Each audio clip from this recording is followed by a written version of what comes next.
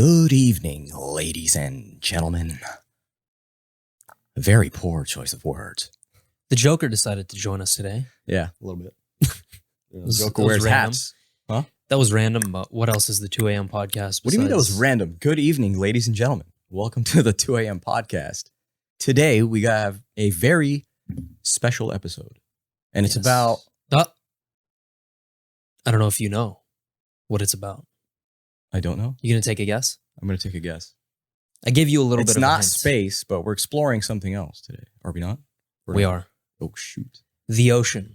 Oh. And more specifically, the Great Pacific Garbage Patch. Unfortunately. I mean, you don't necessarily want to call it that, but it is what it is. Trust me, you get what you give. Yeah, this is going to be more of an educational episode, diving in on what specific issues we face in terms of, ocean health and how that's impacting us as a society. But there is good news at the end of it because we do have a very viable solution. So sweet. The Great Pacific Garbage Patch, why even discuss it in the first place? I'll let you give your perspective on that. Well, obviously, think of the animals. Okay. A lot of it sources like basically our food, right? So like the ocean is the source for some of our food, some of our nutrients and daily things, oils and whatnot. So you're essentially killing that. We talked about the coral last week as well. We love our coral. So think of what garbage is doing there, right? The oil spills, all that is just destroying it. Yeah. The quality of the salt. Same. So like, I'm just imagining what it's killing. That's what I'm imagining. That's kind of my perspective on all this. And then essentially it disturbs, or it kind of just lengthens the time for us to explore more and find new things. Yeah. Right. So we're like everything else, like we're going to battle the bad news first to get to the good news. So we can start giving out good news so we can explore and do more. Yeah. And you did, I like that you mentioned a few things like oil spills, the corals dying. This episode is specifically focused on plastic in the ocean and microplastics, all that jazz.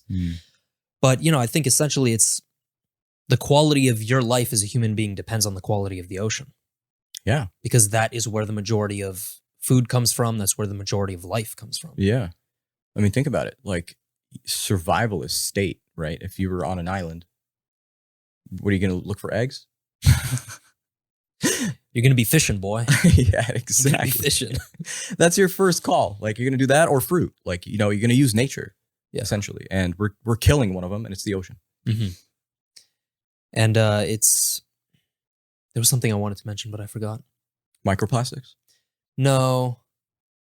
Did it have anything to do with seals? Did it have anything to do with... Anyways, we'll move on. Okay. We'll move on. But we do have to define we have to define the Great Pacific Garbage Patch. Okay. Because a lot of people don't know about this. They might have heard it occasionally on social media, but let's dive in. So it is a collection of marine debris in the North Pacific Ocean. Also known as the Pacific Trash Vortex, the garbage patch is actually two distinct collections of debris bounded by the massive North Pacific subtropical gyre, if I'm saying that correctly. So if we're simplifying this, it's two insanely massive patches of plastic and just bullshit in the ocean. Make sense? Yeah. And then we'll include a picture here to show you a visual representation of what that looks like. Interesting. But let's go on to marine debris next. The Great Pacific Garbage Patch sits near the surface of the ocean.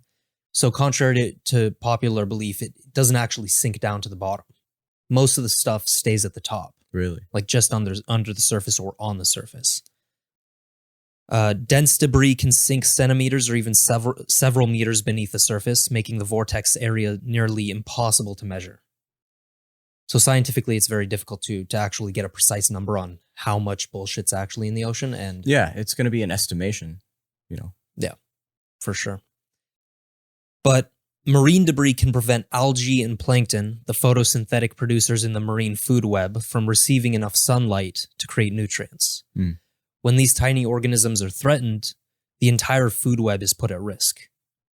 And we're a part of that food web. Naturally so, yeah. First order consumers that eat the plankton, such as jellies, second order consumers that eat the jellies, such as turtles, and apex predators that eat all of that stuff, such as sharks. And then just as an example of what we're talking about when it comes to the impact on plastics in certain species, we'll include a picture of an albatross here with a fuckload of plastic in its stomach. What? Yeah, it's insane. Essentially, its entire stomach is filled with plastic and other stuff. There's literally, you should not see anything blue in your intestine or in your stomach. Yeah. And then next up, we have turtles. So turtles in danger are usually tangled in fishing nets that are left behind from commercial use, any of that stuff. What else? Perhaps one of the starkest impacts on marine life is the phenomenon of ghost fishing. Most large debris in the Great Pacific Garbage Patch is made up of inexpensive fishing nets. Ghost fishing happens when these discarded nets continue to catch marine life, suffocating marine mammals such as the endangered Hawaiian monk seal. So it's killing a bunch of animal species. Yeah, in a brutal way, as you can see. Because that did not look normal. That looked like a cap. No. None of this is normal and none of this is healthy for the ocean. So yeah, you can imagine. Is it like, I mean, a shark has, you know, a wide capacity to just gulp. So, you know, before chewing, you can take in a lot of stuff. So I can only imagine what it's doing. And who's causing that? Us. That's the problem here. Human beings. So it's not like, you know, the ocean provides plastic and we need to somehow fix the ocean. No, we're fixing the ocean because we provided it with plastic. So it's, you know, it's oh my God, if it isn't the consequences of my actions, you know, like, yeah, that's kind of what this is. And it's our damn fault. We're just too deep in the hole. It's like we're in debt with the ocean. We're just kind of paid it off. So. That's a very good way to look at it. And I've tried to search for actionable solutions because usually within each of our deep dive episodes, we have an actionable, you know, set of rules to follow. But I don't think there's much we can do on an individual or even community basis. Like we're going to cut out plastic straws, but then if you do that, it's still you replace optional. them with fucking plastic lids. Yeah, it's still optional. And you see it. Like, I mean, I find places that, you know, are plastic free way less than I'd like, right? When you see it, you notice it. You're like, oh my God, paper straws, crazy, right? Yeah. You would think that it would be like the opposite. It would be like 80-20, but no, it's 20-80. So it's like, there's only so much like of community that uses just paper. Like no. Yeah, and it's because the problem is so insanely large that to try to give recommendations on an individual or smaller community basis, it just doesn't make sense. Yeah, you're changing industry. You're changing everything down to every root. So like you have to tackle it at the highest level. Yeah, but it starts with everyone generally being on the same page, you know, and then doing something about it. Exposing it and whatnot. Have you been exposed to this topic at all before this? I have. I mean, obviously I've seen some documentaries and whatnot. More so about the animals than the plastic itself. But I know the damage it does. And it started with like, man, all kinds of plastic, like the 6-pack holders, you know, those little, absolutely everything. Straws, even the caps, bro, because the straws would hold caps. Even if the cap isn't plastic, that's what people don't understand. Yeah, I don't know. They're tools, so tools can either hurt or fix things. So that's how I see it, and then we're kind of hurting it. I think this is an interesting area to explore. The people who throw plastic and other garbage in the ocean, what goes through their mind? Well, you got to remember, I don't know, like I would like to believe it has something to do with how aware you are of reality or consciousness. Yep. Or, you know, of yourself. Because then you would have to think about consciously think about the plastic, right? So you think about it in detail. You don't think about it as, oh, this is my water holding device, right? Yeah. It's no. What is a water holding device? It is called a water bottle, and it's bottled. And what is it? How is it manufactured? With plastic. Okay, now you know. Mm-hmm. But people don't think like that often. I don't think they bother to deeply think about it. Or if they do, they're just ignorant and they'll be like, yeah, one day I'll change. You know, Sure. That's another excuse. One day I'll change. You know what I mean? I'll be 30 one day and settled. Like, what kind of mentality is that? Yeah, I think it's just neglect. I think these people neglect the majority of their lives. So they don't really give a shit about anything. It's like, if they don't care about the relationships, why are they going to care about the large ecological, implications of throwing plastic in the ocean? Yeah, like when YOLO came out. Remember? YOLO? YOLO. You only live once, man. Yeah. So it's like, a lot of people took it positively. And then I realized there's a negative side to it. You only live once. So, you know what? It's all good. I can live like hell. There's a very negative side to it.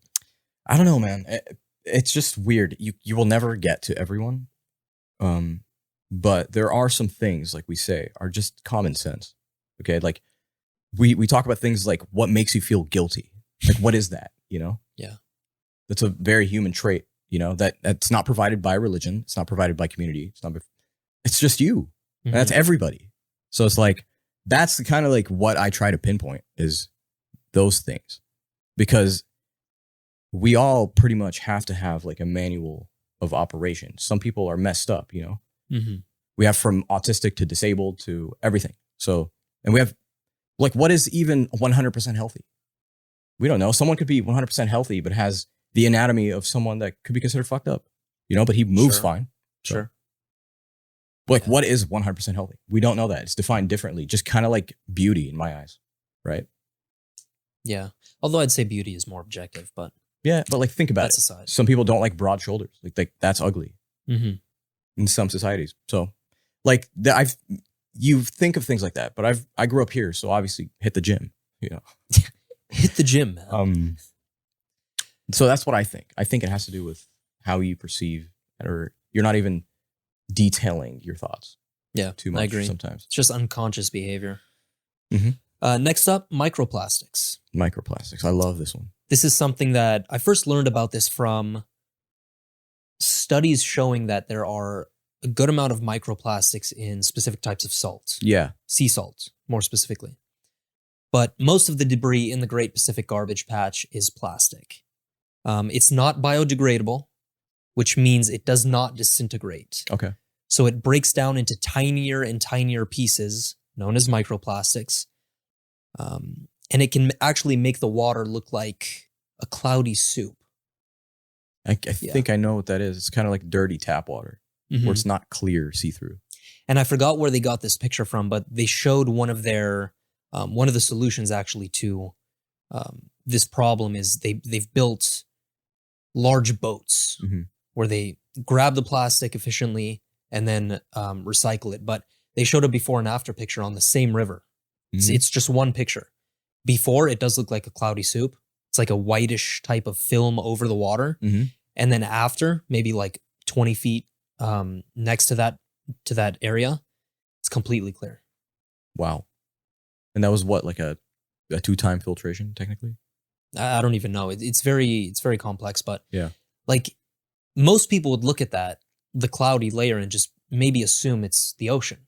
They wouldn't even assume it's microplastic. Yeah. They would assume it's just some foamy stuff. Yeah. And we'll include a picture of actual microplastic on the screen here. Next, we have plastic debris. So this is actually mixed with microplastics, and essentially they are larger pieces of plastic. Think about toys. What can you think of? I mean, a few things here: lighters, fake guns, dude, vape pods. Vape pods. That's a huge thing now. Look how many pods, dude. Sometimes people just like throw out their whole entire ashtray of crap right there. Just a bunch of pods. People step on them with cars. They're getting grinded, dude. They're flowing in the wind now. You know, I don't think that's cool. Because it's like one of those things. Like if you've been on TikTok lately, it's like, oh, do you think there's more legs in the world or more eyes or something? One of those things. Yeah, or whatever, you know. So how the fuck do you even answer that question? Yeah, so that's what microplastics is. It's getting worse. You got to think of it like that. It's getting dispersed into tiny, and that means there's more quantity now. Yeah. Even if it's micro, it still exists. Oh, and what's really messed up is the poor health effects. Like this stuff gets into your blood. Mm-hmm. And this stuff has a very it has a tremendous impact on your hormones, dude, your lungs, your skin, bro. How your body operates, red blood cells, potential for cancer. Yeah. A lot of nasty stuff, you know. I believe it. So you can see how everything's connected. Mm-hmm. The person who throws the plastic water bottle in the ocean contributes to microplastic. That microplastic then impacts that individual in one way or another, whether through water, through bad salt, so forth. So it's attacking us from creepy ways. That's basically what's happening. Yeah, very creepy ways. And this is all due to plastic, not necessarily the ocean. Mm-hmm. But we have a solution. What is that? Cue something called the ocean cleanup. And this is amazing. I love this. I dive deep into this the past few days. I like the sound of this. Yeah. But who's the founder? Let's start with the founder. This kid is a phenom, for lack of a better word, okay? Mm-hmm. At 16 years of age, Boyan Slat, I believe he's from the Netherlands, saw more plastic bags than fish when he was scuba diving in Greece. Like, imagine how fucked up of a picture that is, right? He thought, why can't we just clean this up? So that question led him to research the plastic pollution problem for a school project. Ooh. He learned about plastic accumulating in 5 large oceanic gyres, the largest one being the Great Pacific Garbage Patch. And then in 2012, he held a TEDx talk about how to rid the world's ocean of plastic using technology. That is insane. The video went viral, and the momentum followed allowed him to drop out of school and found this company called the Ocean Cleanup. That is so sick. Dude, talk about a sick story, right? And it's a nonprofit, so they don't make any money. That is so sick. Yeah. It's amazing. But like I said, it's a nonprofit organization developing and scaling technologies to rid the ocean of plastic. Here's a quote from their website. Every year, millions of tons of plastic enter the oceans, of which the majority spills out from rivers. A portion of this plastic travels to ocean garbage patches, getting caught up in a vortex and circulating currents. If no action is taken, the plastic will increasingly impact our ecosystem, health, and economies. No shit. Yeah. And their goal is, it's a moonshot goal. Their goal is to clean up 90% of the plastic from the ocean. That's amazing. 90%. That's a huge goal. Yeah. But the fundamental challenge here is that cleaning up the ocean garbage patches, cleaning it up, the issue is that it's highly diluted. Yeah. So it spans millions of square kilometers. Their cleanup solution is designed to first concentrate the plastic, allowing them to effectively collect and remove vast quantities. Insane. Okay. Mm-hmm. So we'll go through the process of how this actually works, and we'll provide you with pictures of what this looks like in the ocean. So creating an artificial coastline. To clean an area of this size, a strategic and energy-efficient solution is required, with a relative speed difference maintained between the cleanup system and the plastic. They create artificial coastlines where there are none to concentrate the plastic. The system is comprised of a long U-shaped barrier. Huh. So imagine like this big-ass U in the ocean that guides the plastic into a retention zone at its far end. Through active propulsion, we maintain a slow forward speed with the system. Yeah. Make sense? Yeah, that does make sense. It's like a giant claw, basically. Yeah, they're guiding all the plastic towards the actual system. Yeah. So let's see. Kind of like when your ball gets stuck in a giant pool and you don't want to touch the water. You start using like the boogie board and you just make waves and just create this path for it to go to the end. Yeah. And then next up, once the containers are full of plastic on board, they bring them to the shore for recycling. For each system batch, they plan on making durable and valuable products. So recycle them into something that's valuable. Yeah. Okay. Supporters getting the products will help fund the continued ocean cleanup, catch, rinse, recycle, and repeat until the oceans are clean. Mm-hmm. The sunglasses are a proof of the concept for this. So, of course, there might be a problem. Like some people might actually throw that shit back in the trash, and then that leads into the ocean. But I think the sustainable part of this solution is that they're going to implement a scaled up version of all of this into all of the ocean. Yeah, I mean, because we came up with solutions like dams, obviously, a long time ago. Yeah. And this is something that has just been untouched. Mm-hmm. Like we don't focus on it enough. We just talk about it. That's it. Because look at us, dude. If we can't even maintain our own ground form, imagine visiting the ocean still. Like we haven't. That's why I don't believe science is going to go that deep. Like we're thinking it's crazy that we're discovering all these things now. Well, we don't explore enough to begin with. Otherwise, we would have ramped up the speed. Mm-hmm. Get me? But now we should. And you know what? We need more candidates like this man. Yeah. Shout out to our boy on Slat. Dude, from school project to high school dropout. Wait, was it high school dropout? Or college he dropped out of school. Yeah, he dropped out of school and just did that. Dude, that's crazy. Honestly, props to him. We can say he's a certified We need to bring him on the podcast. That'd be pretty sick. We should bring him on the podcast, to be honest. Sick. And then we'll include a picture here of the expected impact of what this cleanup will actually look like. So bear with me here. I know I've been reading a lot, but it's important stuff. Yeah, very important. Our floating systems are designed to capture plastics ranging from small pieces to large debris. Modeling predicts we need around 10 full-size systems to clean up the Great Pacific Garbage Patch. Not that many. Realistically, 10 full-size systems. Not bad. Not bad at all. Not bad at all, yeah. After fleets of systems are deployed into every ocean gyre, combined with source reduction, the ocean cleanup projects to be able to remove 90% of floating ocean plastic by 2040.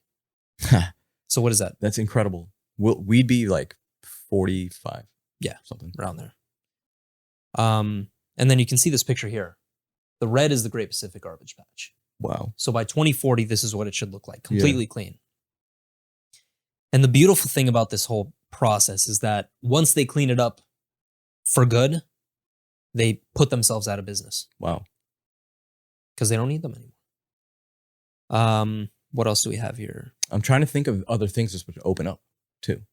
You know? Yeah. Because new ideas, you forget that there's other ideas around it. You know? Well, not just that. I mean, it gives us time to actually live and thrive. Mm-hmm. Because once the ocean ecosystem dies, we die. Yeah.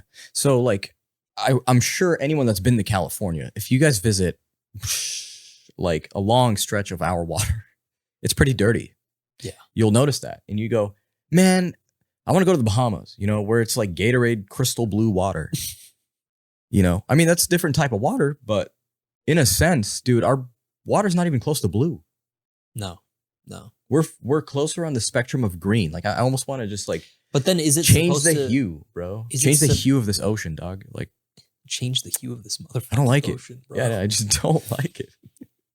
I don't know if it's supposed to be that blue though. Is it?